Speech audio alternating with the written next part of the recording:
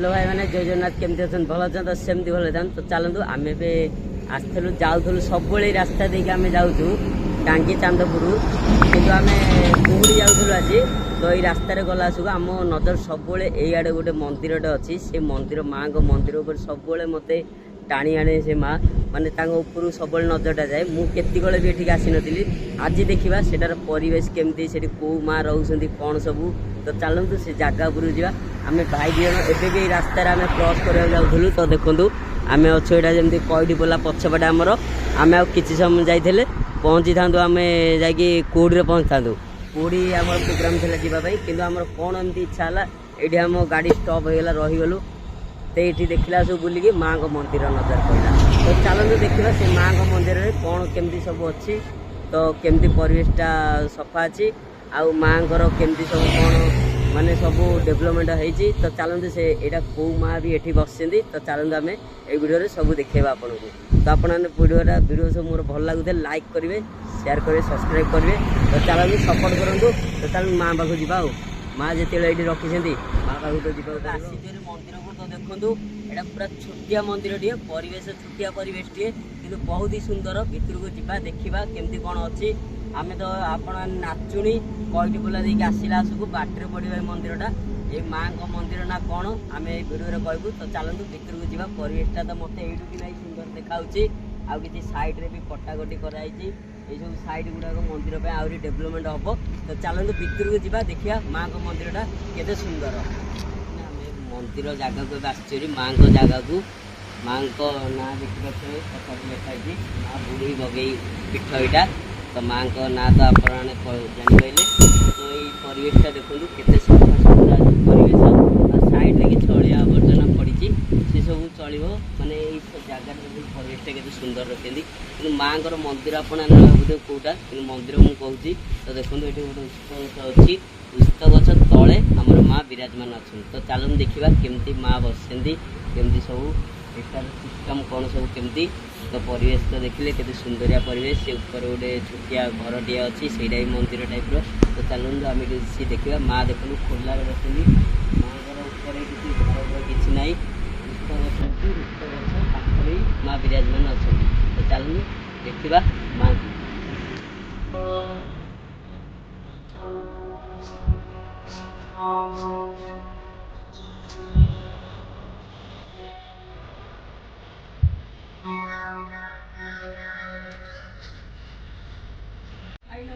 गोसाई किसी पचार से गोसाई आउ कि मत ना ये जगहटा केमती बाबा ये माँ केमती आसिले ये तो केमती सब ये जगहटा देखूँ उस्त गच तले आमर माँ अच्छा ये जगह किसी डेभलपमेंट नाला ये जगहटा ये जो यहाँ पूरा खोला था ये परिवेशटा यहाँ आम रिसेंट होता ये कम दिगक आउ बाकी कम दिगक हम यार माने गाँ लोक चाहिए लगे यही जगहटा को करें ये जगह करें कहीं माँ को मंदिर आपने चाहिए ही माँ को मंदिर डेभलपमेंट हो पार तो देखो माँ गोटे खोला पड़िया खोला गछ मूले बसी के गछ रही तो माँ से गछ मूले बसती आउ भी डेभलपमेंट हो जगह जी हवा कथा पाचेरी उठे ग्रिलटा ए लगी तो चलतु बाबा पचारे जगह विषय माँ किंवदंती विषय किसी जाना केमती कौन सब तो चलो जा परिवेशटा देखिले तो बाहरी पटू देखा आहरी केते सुंदर कौन सब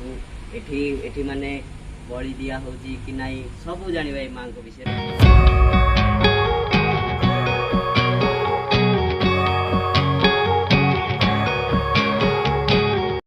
तो आम जमी जानलु कि यहाँ मंदिरटा आपने देखिले मंदिर साइड देखो एत माने अधिका किसी डेभलपमेंट होती किंतु सेतेटा डेभलपमेंट हो पारनी एठिकी भी लोक आसती भोगराग करने को किंतु बहुत गोटे असुविधार सम्मुखीन होगा पड़ू कि गोटे आम नलकूप अच्छी जमी भाईना को आम गोसाई को पचारू गोसाई कहले नलकूप पानी एवं खरा दिने भी किसी बाहर ये माने से किसी डेभलपमेंट माने पानी सुविधा किसी जमारू ना तो देखो यहाँ गोटे नलकूप अच्छी मारी भी ट्राए कर एत गाढ़ा माने पानी जमारू ना बाहर पानी अच्छी जे सिस्टम पानी जा पूरा तले अच्छे तलू ତଳେ ଅଛି ପାଣି, ଏଠୁ ପାଣି କୁଆଡ଼େ ବାହାରିବ। ତ ସେଥିପାଇଁ ଏଇ ଜାଗାଟାକୁ ପାଣି ନିଶ୍ଚିନ୍ତ ଦରକାର। ପାଣି ହେଲେ ମାଆଙ୍କ ଜାଗା ପରିବେଶଟା ଆହୁରି ସୁନ୍ଦର ଲାଗିବ। ବହୁତ ହିଁ ପର୍ଯ୍ୟଟକମାନେ ଆସିବେ, ଭୋଜି ଭାତ କରିବେ, ଭୋଗରାଗ କରିବେ, ତାଙ୍କର ଯାଚଙ୍ଗା ବି ରହୁଛି, ସବୁକିଛି ପସିବୁଲ୍ ହେଇପାରିବ। ଏବେ ଯେମିତି କିଛି ହେଇପାରୁନି ତ ଭାଇନା ଆମେ ଗୋସେଇଙ୍କୁ ପଚାରିଲୁ, ଲୋକ ଆସୁଛନ୍ତି କିନ୍ତୁ ପାଣିର ବହୁତ ସୁବିଧାର ସମ୍ମୁଖୀନ ହେଉଛନ୍ତି। ତ ଏଠି ଦେଖନ୍ତୁ ଏଇଟା ଆମର ଯେମିତି ଏପଟ ଯଜ୍ଞଶାଳା ମଣ୍ଡପ ବି ହେଇଛି। ଯଜ୍ଞଶାଳା ଦେଖନ୍ତୁ ଆମର ସବୁ ଜାଗା ଡେଭଲପମେଣ୍ଟ ଠିକ୍ ଅଛି ଏଠି, କିନ୍ତୁ ଗୋଟିଏ ଅଭାବ ପାଣିଟା, ପାଣି ନାହିଁ ଏଠି। ଆଉ ଦେଖନ୍ତୁ ପରିବେଶଟା କେତେ ସୁନ୍ଦର ଅଛି। ଏଠି ଦେଖନ୍ତୁ ଗୋଟେ ଅଳିଆ ଆପଣ କୁଆଡ଼େ ପାଇବେନି। ଭାଇନା ପୁରା ଏଇ ଜାଗାଟାକୁ ପୁରା ପରିବେଶଟାକୁ ସଫାସୁତୁରା କରି ରଖିଛନ୍ତି। ଜଣେ ବୁଝୁଛନ୍ତି ଏଠି ଗୋସେଇ ଜଣେ ଅଛନ୍ତି, କିନ୍ତୁ ଏଇ ପରିବେଶଟା ଦେଖ କେତେ ସୁନ୍ଦର ଅଛି ପରିବେଶଟା। ଚାରିଆଡ଼େ ଡଷ୍ଟବିନ୍, ଏଠି ଦେଖ ଡଷ୍ଟବିନ୍ ଦେଖନ୍ତୁ, ସେଠି ସ୍ୱଚ୍ଛ ଲେଖାହେଇଛି ସ୍ୱଚ୍ଛ ଓଡ଼ିଶା, ସେଠି ଡଷ୍ଟବିନ୍, ସେପଟେ ଫ୍ରଣ୍ଟରୁ ଆସିଲା ସବୁ ଗୋଟେ ଡଷ୍ଟବିନ୍। ଆଉ ଯାହା ବାକି ସାଇଡ଼୍ରେ ପଡ଼ିଛି ସେ ସାଇଡ଼୍ଟା ଆମେ ଦେଖିବାନି। ଆମର ମାଆଙ୍କ ପରିବେଶ ଦେଖିଲେ ସେତିକିରେ ଦେଖନ୍ତୁ ପୁରା ସଫାସୁତୁରା ଅଛି। ଆଉ ସାଇଡ଼୍ରେ ତ ଭାଇନା ଯେମିତି ଗଲେ ରାତି 12ଟା ରାତି 1ରେ ଲୋକମାନେ ଆସୁଛନ୍ତି, ଏଠି ଡ୍ରିଙ୍କ କରୁଛନ୍ତି, ଅନ୍ୟ ବି କିଛି କରୁଛନ୍ତି।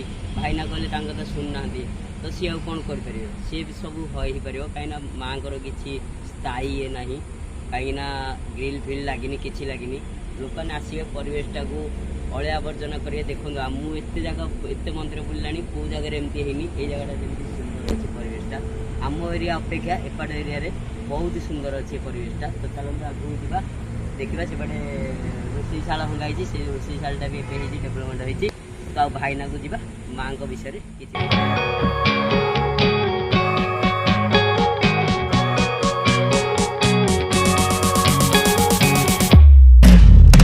ଦେଖିଲେ ମାଆଙ୍କ ପରିବେଶ କେତେ ସୁନ୍ଦର। ତ ଉପରେ ଗୋଟେ ମନ୍ଦିର ଅଛି, ତ ସେଇଟା ମନ୍ଦିର ନାହିଁ, ସେଇଟା ଗୋଟେ ଘର ଟାଇପ୍ର କରିଛନ୍ତି। ଗୀତା ଭାଗବତ ସେଠି ପଢ଼ାଯାଏ ମାଆଙ୍କର। ତ ଚାଲନ୍ତୁ ମାଆଙ୍କ ପରିବେଶଟା ଦେଖିଲେ କେତେ ସୁନ୍ଦରିଆ ପରିବେଶ। ଆମେ ଏଠିକି କେତେବେଳେ ନା କେତେବେଳେ ଆସିବୁ ବୋଲି ଭାବୁଥିଲୁ, ସବୁବେଳେ ଯାଉଥିଲୁ ଏଇ ବାଟ ଦେଇକି। ଆମକୁ ମାଆ ଯେମିତି ହେଲେ ମୁଁ ଭାବୁଥିଲି ଏ ଜାଗାରେ କ'ଣ ଅଛି ଦେଖିଲା ବେଳକୁ ଆଜି ଆସିକି ମାଆଙ୍କୁ ଦର୍ଶନ କରିନେଲି, ଦେଖିଲି, ବଢ଼ିଆ ସୁନ୍ଦରିଆ ଲାଗିଲା, ବଢ଼ିଆ ମନକୁ ଶାନ୍ତି ମିଳିଲା ମାଆଙ୍କୁ ଦର୍ଶନ କରିକି। ତ ଚାଲନ୍ତୁ ସେଠି ବାବା ଅଛନ୍ତି, ଯେମିତିକି ତାଙ୍କୁ ପଚାରିବା କ'ଣ କେମିତି ସବୁ ଏ ମାଆଙ୍କ ବିଷୟରେ। ଆମେ ତ ମାଆଙ୍କ ପରିବେଶ ଦେଖେଇଲୁ, କେତେ ସୁନ୍ଦର ଅଛି। ଏ ମାଆଙ୍କ ପରିବେଶ ଜଣଙ୍କ ଯୋଗୁରୁ ସୁନ୍ଦର ଅଛି। ଆମର ଯେମିତି ଏଠି ଗୋସେଇ ବସନ୍ତି, ତ ଦେଖନ୍ତୁ ଗୋସେଇ ବସନ୍ତି, ଇଏ ଜଣେ ଲୋକ ଆମର ଏଇ ଜାଗାଟାକୁ ପୁରା କ୍ଲିଅର ରଖିଛନ୍ତି, ମାଆଙ୍କ ପରିବେଶଟାକୁ ବଢ଼ିଆ ସୁନ୍ଦର ଭାବରେ ରଖିଛନ୍ତି। ମାଆଙ୍କର କିମ୍ବଦନ୍ତୀ ବିଷୟରେ କିଛି ପଚାରିବା ଗୋସେଇଙ୍କୁ, ବାବାଙ୍କୁ। ତ ବାବା, ଏ ମାଆଙ୍କ କିମ୍ବଦନ୍ତୀ ବିଷୟରେ, ମାଆଙ୍କ ବିଷୟରେ କିଛି କହିବେ, କେମିତି ଏଠି ଉଭା ହେଲେ, କେମିତି ମାଆଙ୍କ ସ୍ଥାପନା ଏଇଠି ହେଲା। ମାଆଙ୍କର ତ ହେଉଛନ୍ତି ସେ ରାଜପ୍ରତିଷ୍ଠା ଠାକୁରାଣୀ। ଆଜ୍ଞା, ସିଏ ଜଣଙ୍କର ଜଣେ ବଳିଦିଆ ଆସିଥିଲା, ସେ ଜଣେ ଜାନିଥିଲା, ସେ ହଳ ବୁଲୁଥିଲା ସେ ମାଆଙ୍କର ହଳ ବୁଲିବା ପରେ ସେ ଆସିକି ଖରା ହେଇଗଲା। ସେ ଆସିକି ବଳଦ ଦୁଇଟା ଖାଇ ଦେଇକି ସେ ଗଲା ଜଳଖିଆ ଖାଇକି ସେ ଶୋଇଲା। ତାର ଗୋଟେ ବାଘ ଖାଇଦେଲା, ଗୋଟେ ବଳଦ ଖାଇଦେଲା। ଆଉ ସିଏ ଆଇଲା ବେଳକୁ ବାଘ ଖାଇଦେଇଛି। ସିଏ ସେଠୁ କହିଲା, ମା ତୁ ଯଦି ବାଘ ମୁଁ ଖାଇଦେଲୁ, ମୁଁ ଜମି ଚାଷ କରିବି କେମିତି କ'ଣ କରିବି କ'ଣ? ସିଏ ସେଠୁ କହିଲା ତୋ ପାଇଁ ଗୋଟେ ସ୍ୱପ୍ନରେ ରାତିରେ କହିଲା, ସ୍ୱପ୍ନରେ ମୁଁ ରଖିଛି ତୋ ପାଇଁ ଗୋଟେ ବଳଦ ରଖିଛି, ତୁ ଯିବୁ। ସିଏ ଗଲା ବେଳକୁ ଆଇଲା ବେଳକୁ ବାଘଟା ଠିଆ ହେଇଛି। ସେ ବାଘ ଆଉ ବଳଦ ସେ ହଳ ଜୋତିଲା ପରେ ସେ ଲୋକର ଜନ୍ମ ହେବ। ଏମିତି କିଛି ଦିନ ଗଲା ହାରି, ଜଣେ ବେପାରୀ ଆସିଲା, ତା ଭାଇଟା ଏଇଠି ହଇଜାରେ ପଡ଼ିଗଲା। ତାକୁ ଆଣିକି ସେ ଏଇଠି ମାଆଙ୍କ ପାଖରେ ଛାଡ଼ି ଦେଇକି ପଳେଇଲା। କହିଲା ମୋ ଭାଇଟା ଯଦି ବଞ୍ଚିଥିବ ତାହେଲେ ମୁଁ ଯାହା ବିକ୍ରି କରିକି ଆଣିବି ତାକୁ ତା ନାଁରେ କରିଦେବି। ସେତେବେଳେ ଆମର ଏପଟେ କେହି ନଥିଲେ, କୁହୁଡ଼ିରେ ସରକାର ଥିଲେ କି ସେ ନା ମଦର ଭୀମଣ, ତାଙ୍କୁ ଡାକିକି ଆଉ ସିଏ 6 ମାଣି ଜମି କରିଦେଇକି ତା ଆଇଲା ବେଳକୁ ତା ଭାଇ ବଞ୍ଚି ଯାଇଛି, 6 ମାଣି ଜମି ତା ନାଁରେ କରିଦେଲି। ଭଲ ଆଜ୍ଞା, ମୁଁ ଗୋଟେ ପଡ଼ିଗଲି ଗୋଟେ ଇଏରେ 1982 ମସିହାରେ ଗୋଟେ ମାଆଙ୍କର ହୁକୁମ ହେଲା, ତୁ ଟିକେ ମାଗି ଯାଚିକି ଯଜ୍ଞ କର।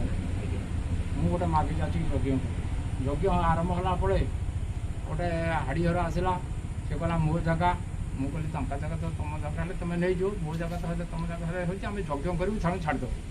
ସିଏ ମୋତେ ନେଇଗଲା ଜେଲ, ରେପ୍ କେସ୍ କହିକି ମୋତେ ନେଇଗଲା ଜେଲ। ତାପରେ ଲୋକ ଗଲେ, ଗାଁରୁ ଗଲେ, ସମସ୍ତେ ଗଲେ, ସେଠୁ ମୋତେ ଜାଣିକି ହେଲା ମା ସେଠୁ ସିଏ ଯେଉଁ ଇଏ ଥିଲେ ଆମର ସବ୍ ଇନ୍ସପେକ୍ଟର, ତାଙ୍କ ସ୍ତ୍ରୀ ସେଠୁ କହିଲା ରାତିରେ ମୋତେ ବାଘ ଖାଇଲା। ସେ ପାଗ ଖାଇଲା ସେ କଲା ସିଏ ଆଣିକି ସେ ଆସିକି ରାତିରେ ସିଏ ସେଠୁ ଆଣିକି ଯେଉଁ ହରିଆଣି କହିଥିଲା ମୋ ନାଁରେ ରେବେଶ ସିଏ ସେଠୁ ଆସିକି ତାଙ୍କୁ ଧରିକି ଆସିଲେ। ଆସିଲା ପରେ ସେ ତାକୁ ଆସିକି ପଚାରିଲେ ସତ କହ କହିପାରିଲାନି ମାନେ ଯେମିତି ନ କହିଲା ଆଉ ଗୋଟେ ଲୋକ ତାକୁ ଗୋଟେ ପୋଲିସ କ'ଣ କଲା ତାକୁ ସପ ମାଇଲା ପରେ ସେ ସବୁ ସତ କଥା କହିଲା ନାଇଁ ମୋ ଜାଗା ସେ ଚାଷ କରୁଥିଲା ବୋଲି ମୋ ଜାଗାରେ ସେ ଘର କରୁଥିଲା ବୋଲି ମୁଁ ତାଙ୍କୁ ଇଏ କଥା କଲି ସିଏ ମୋର କିଛି କରିନାହାନ୍ତି। ସେଇଠୁ ସିଏ କହିଲା ପରେ ଏତେ ଯେମିତି କହିଲା ପରେ ସିଏ ସେଠୁ ମାନେ ଗଲେ 100-110 ଜଣଙ୍କୁ ଡାକିକି ଆଣିକି ଜାଗା ମାଙ୍କର ହେଲା ସେଇଦିନଠୁ ଯଜ୍ଞ ଚାଲିଛି। ସେଇଦିନଠୁ ମା ପ୍ରତିଷ୍ଠା ହେଇକି ଯଜ୍ଞ ଚାଲିଛି ଆଉ। ତ ଦେଖିଲେ ତ ମାଙ୍କର କେତେ ଶକ୍ତିମୟୀ ପୀଠ ମା କେମିତି କ'ଣ କରିକି ଏଠିକିନା ମାଙ୍କ ମନ୍ଦିର ସ୍ଥାପନା କରିଛନ୍ତି। ତ ମା ତ ଏଇଠି ଅଛନ୍ତି ମନ୍ଦିର ଡେଭଲପମେଣ୍ଟ ହେବା ଦରକାର ଆହୁରି ଏଠି ପାଣି ସୁବିଧା ନାହିଁ ପାଣି ସୁବିଧା ବି ହେବା ଦରକାର। ଏଇ ଭିଡ଼ିଓଟାକୁ ଆପଣମାନେ ଲାଗି ପଡ଼ିକି ପ୍ରଶାସନ ପାଖକୁ ପହଞ୍ଚନ୍ତୁ ଯାହା ପାଖକୁ ପହଞ୍ଚାଇବା କଥା ପହଞ୍ଚାଇ ଦିଅନ୍ତୁ କିନ୍ତୁ ଏଇଠି ଡେଭଲପମେଣ୍ଟ ହେବା ଦରକାର। ତ ଦେଖନ୍ତୁ କେତେ ଶକ୍ତିମୟୀ ପୀଠ ଏଠି। ତ ଯେମିତିକି ଆମର ଗୋସେଇ କହିଲେ ଏଇ ଜାଗା ବିଷୟରେ ଏ ମାଙ୍କ ବିଷୟରେ ଆପଣଙ୍କୁ ଶୁଣିକି ବହୁତ ସୁନ୍ଦର ଲାଗିଥିବ ବହୁତ ଆପଣ କିଛି ଜାଣିବାକୁ ପାଇଥିବେ ମାଙ୍କ ବିଷୟରେ। ତ ଚାଲନ୍ତୁ ଆମେ ରହିବା ଏ ଭିଡ଼ିଓରେ ଆମେ ଦେଖା ଆପଣଙ୍କ ସହିତ ଏମିତି ଭିଡ଼ିଓରେ। ଆପଣମାନେ ଯଦି ଏଇ ଭିଡ଼ିଓଟାକୁ ଫୁଲ୍ ସପୋର୍ଟ କରିବେ ଆମେ ଆପଣଙ୍କ ପାଇଁ ଏମିତି ଆହୁରି ବଢ଼ିଆ ବଢ଼ିଆ ଭିଡ଼ିଓ ଆଣିବୁ। ଯଦି ଭଲ ଲାଗିବ ଭିଡ଼ିଓ ତାହେଲେ ଲାଇକ୍ଟେ କରିଦେଇଥିବେ। ରହୁଛି ଜୟ ଜଗନ୍ନାଥ।